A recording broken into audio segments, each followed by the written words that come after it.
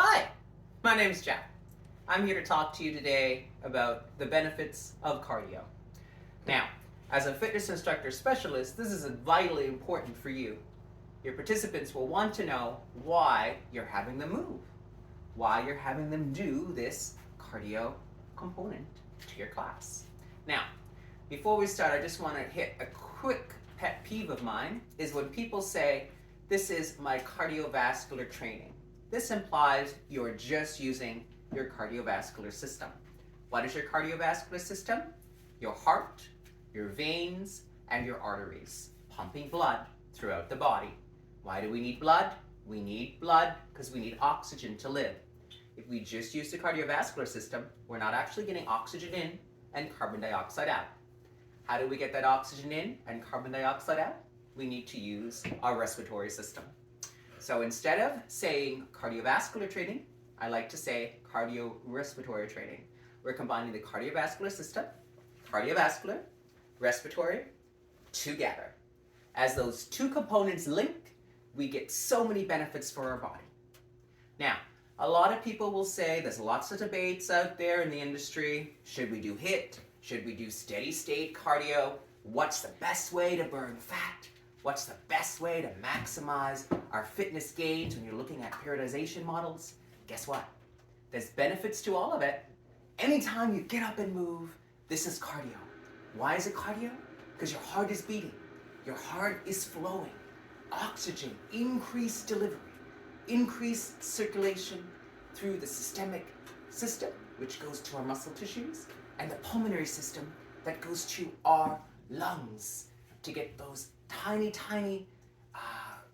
compartmentalization, just like that Russian doll. You go from a smaller and to a bigger, to a bigger, to a bigger, to a bigger, to a bigger unit.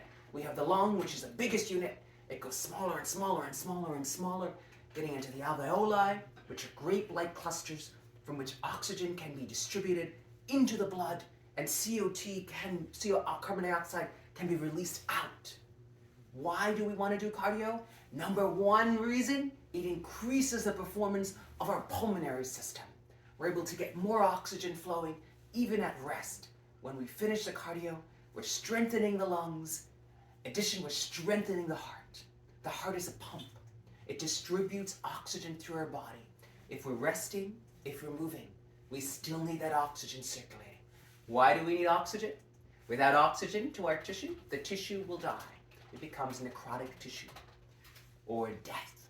We need to keep that oxygen pumping. We need to keep that oxygen circulating. More oxygen with stronger, what we call vital capacity. You're able to get a deeper breath in and of respiratory tidal volume, the amount of oxygen that's left inside your lungs after you exhale. Guess what? That gets smaller when you have a stronger vital capacity, when you have a deeper inhale, deeper exhale. How does this come? Cardiorespiratory training or cardio training. In addition, guess what else happens? The heart becomes a better pump. We talk a little bit later in our course about cardiac output, the amount of blood ejected per minute. We talk about stroke volume, the volume ejected per minute. And when you look at the stroke volume and you look at the cardiac output, it's all related to the strength of the ventricles to push blood out. And this is all related to the strength of the heart muscle. Cardio strengthens the heart muscle. Just like all other muscles need to be strengthened, bicep curls strengthen our bicep. We can have a stronger heart for a more efficient circulatory pattern of oxygen through our body. That's another benefit to cardio training. There are so many other benefits to cardio. Number one, for example, increased cardio can reduce our chance of developing type 2 diabetes, diabetes mellitus, or prediabetes. Now, diabetes is caused by so many factors related to a reduced sensitivity of our body cells to insulin. Guess what? Even if we're just doing cardio in a steady state, yes, you will get improved insulin sensitivity, decreased insulin resistance, which means your body needs to produce less insulin to get the same effect. That means our pancreas, which produces the insulin, is not overtaxed. So many other benefits to cardio training, cardiorespiratory training. Decreased risk of heart attack, decreased risk of stroke, improved circulation, improved capacity, longevity in the lifespan.